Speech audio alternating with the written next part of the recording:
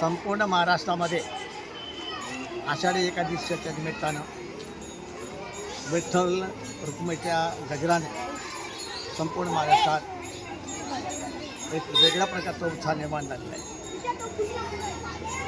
विठ्ठल रुक्मिणी हे महाराष्ट्राचं दैवत आहे आणि आषाढी एकादशीला संपूर्ण महाराष्ट्रामध्ये वारकरी संप्रदायाच्या वतीनं खूप मोठे भाडे पंढरपूरला जमा होतात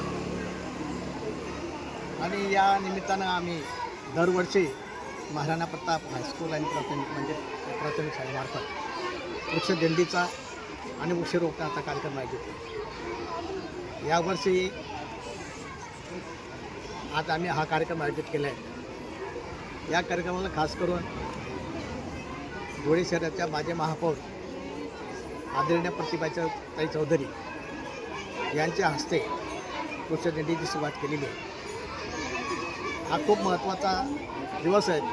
या निमित्ताने मी एवढंच सांगू इच्छितो की पर्यावरणाच्या वाढीसाठी प्रत्येकाने वृक्षारोपण केलं पाहिजे. या वृक्षदिंडीच्या मार्फत आमचे सगळे बालक, सगळे आमचे विद्यार्थी समाजाला संदेश देऊ इच्छितात की प्रत्येकाने झाडाची लागवड करावी. एक झाड माँ के नाम ही जे घोषणा आहे ती प्रत्येक शाबलात आणावी, अशा प्रकारचा आम्ही आवाहन करतो. समाजाने त्याचं अनुकरण करावं.